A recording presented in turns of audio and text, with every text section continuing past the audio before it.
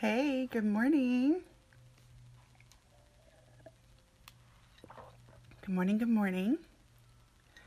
It is a Sunday morning. I'm sure several of y'all are getting ready to go to church or on your way to church, or maybe taking some time for yourself today.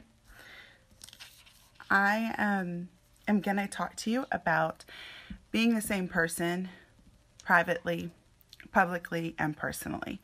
And just so you know, I'm Jennifer Stroman, and I'm a new director with Limelight, and I'm excited to be here, and I'm excited to call Limelight my home. And I appreciate you coming in to have some coffee with me this morning and talk about being the same person, personally, publicly, privately, all three of those, whichever way you want to put that in together. So I'm going to jump right in, and I'm going to talk to you about being the same person. So I read this blog about branding, and I want to share this with you. Companies have brands and products have brands, but for whatever reason, many of us aren't comfortable with developing our personal brand.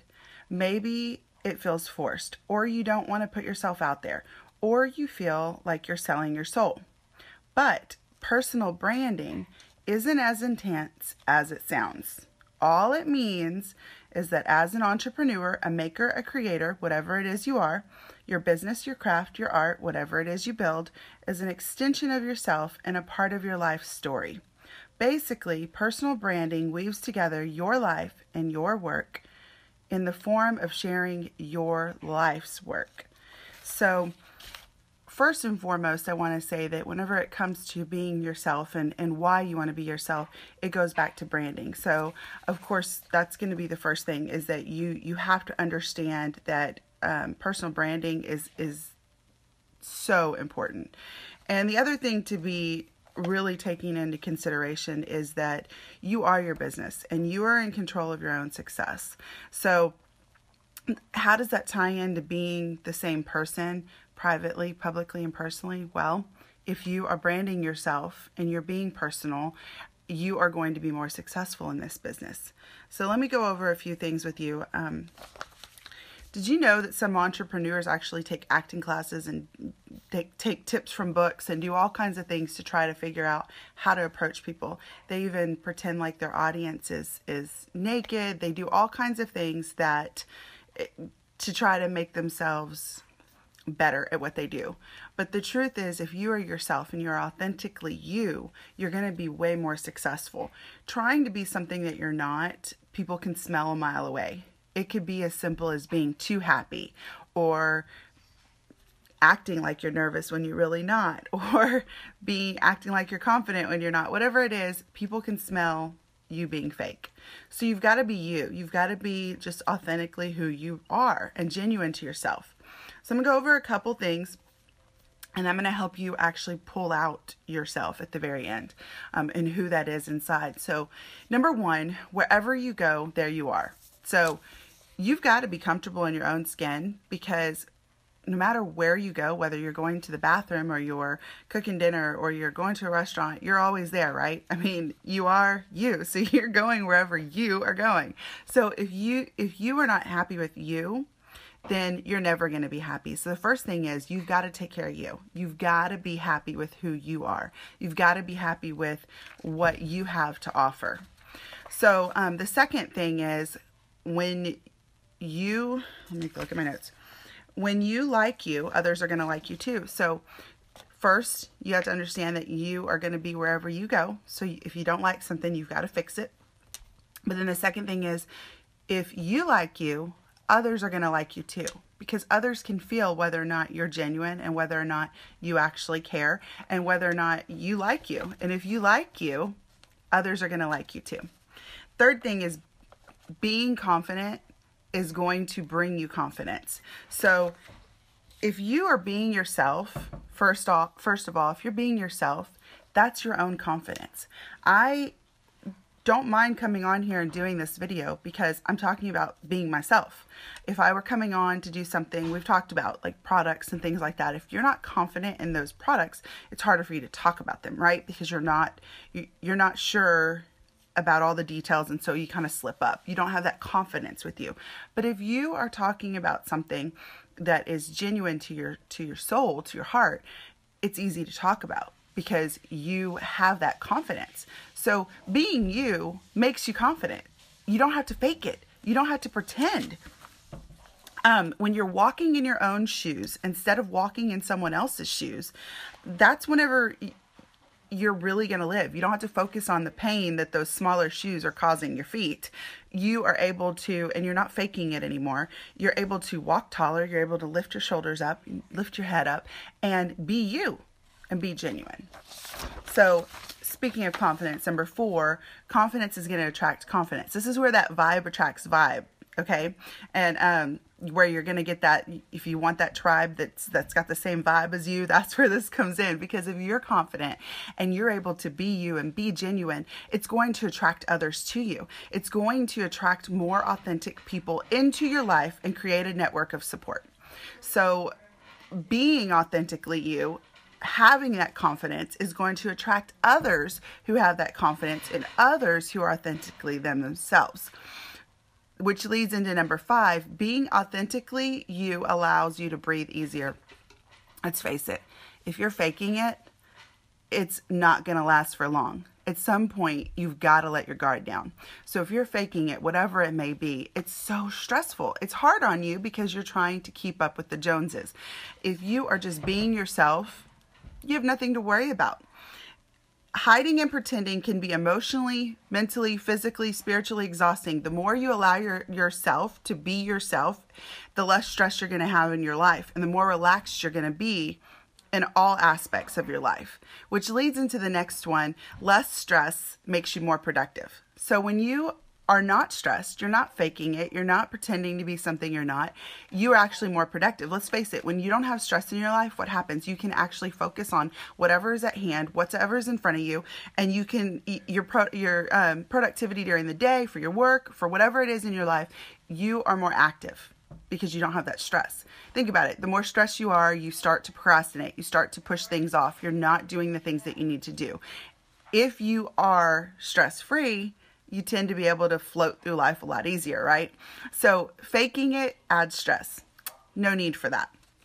And the last thing I want to talk about is those who no longer fit in your life will be free to move on. So here's the thing. When you're able to be comfortable in your own skin, those who aren't comfortable in theirs probably aren't going to like that. And those who don't necessarily want to be themselves and try to fake it, they're not going to get very far either. It's okay if people leave. I years ago, I went to I don't even remember what it was. I went to a conference or something, and they were talking about how your life is like being on a bus. You know, you've got this bus driver and your bus is going through life. And when you're going through this life, there's people that are going to come on your bus. There's people that are going to get off your bus. There's people that are going to be on for a short ride. There's going to be people on for a long ride. So your job is just to keep going forward. Never looking back, never stopping, just keep going forward. If people get off your bus, let them go. And welcome those who come on. So people are going to come in and out of your life. There's going to be those long-lasting friends that get on that bus and ride with you for your entire journey. And there's going to be some that come on and hop off at the next stop. That's okay. Let them go, because those are not the ones that you want on this ride for your entire journey. You want to hold on to those who get you, who love you for you. So don't worry about it if it rubs somebody wrong or it makes somebody upset, because you don't need them in your life. Let them go. It's not even necessary to even harp on that. So here's a side note about that. Haters are going to hate. Let's just face it. Negativity is everywhere. And when you are in the spotlight, there's going to be more negativity. The more you're doing something right, the more people attack you. Whether it be jealousy, whether it be their own insecurities, they don't like it. And they're probably going to say something. That's not a reflection of you. And honestly, you want haters. That means you are doing something right. So the only thing is, don't try to fit into some mold that's going to prevent haters. Don't try to fake it. Don't try to do something that's going to make it easier for you to float through life and you don't have the haters. If you're putting out a package that you think people want, they're going to be disappointed when they realize that that package is not the authentic you. Okay, so make sure you do have a way to cope with haters too, because those can be really tough. So you've got to know, like, how do you handle that? Are you able to just let it go? Do you respond? Do you delete? You know, whatever. You need to figure out how you're going to cope with the haters. And honestly, guys, everyone else is taken. You are you, and everyone else has already been taken. So you were wonderfully, uniquely made, and whatever happens in your life, up to this point, I'm going to read my notes. You have a purpose that no one who's ever lived or will live can possibly fulfill.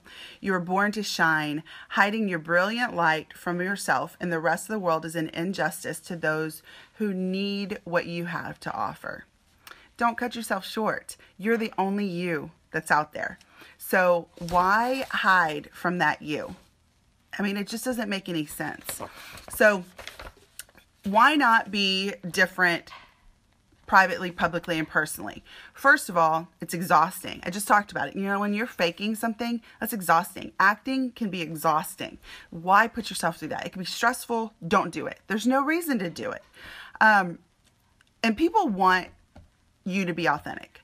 Let's face it. When we talk about branding, people buy people. People follow people, right? I'm going to get a drink. Hold on. So being authentically you is so important. So here's an example.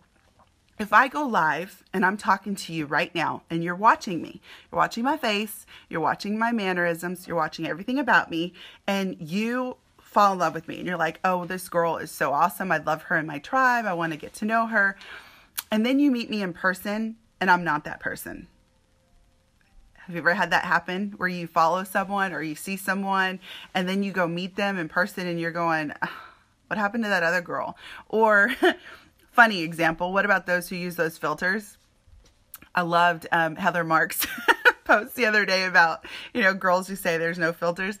That it cracked me up. So when someone's using all these filters and then you see them in person and you're like, what the heck happened to that girl? Like, that's not the girl I saw on Facebook. So faking it is not a good thing. You've got to be you. So if you are the same person when you're face to face with someone, or you are the same person that you are on a live, if you are the same person when you stand up on a stage and are publicly talking to people, you need to be 100% you all the time. Because if you come on and you do these lives and you're talking to your network and you're faking it, and then they meet you, they're not going to like the package that you have presented to them. They want what you offered, which was what you were on your lives.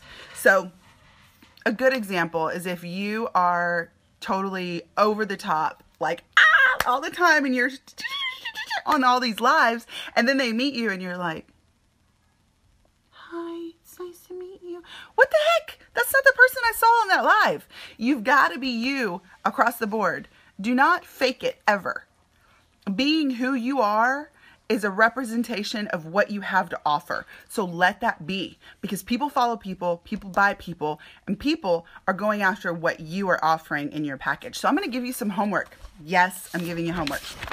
This is a little thing that I started doing and I love it. I love how I can open those doors for people when they're kind of like, well, I don't know what I have to offer, or I'm a little scared to go live and I don't know what to do. So here's a really good, easy way for you to figure out what it is that you have to offer, because you are wonderfully, uniquely made.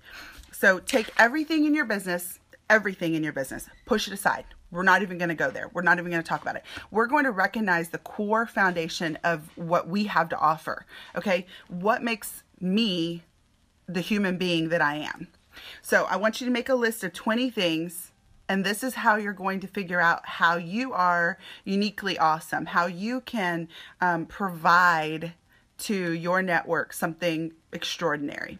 20 things that make you, you. So there's going to be 4 of each of these categories. Number 1, your skill set. This sometimes can be hard to figure out because it's stuff that you do on a daily. It is what you're good at.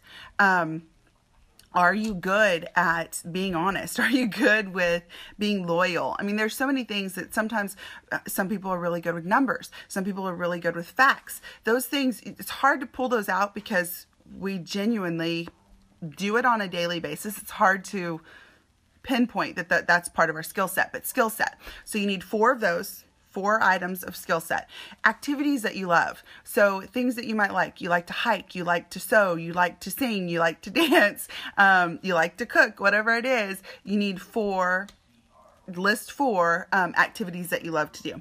Number 3, things about your physical appearance that you like. Yes, you have to find things in your personal appearance that you actually like, okay, about your physical appearance.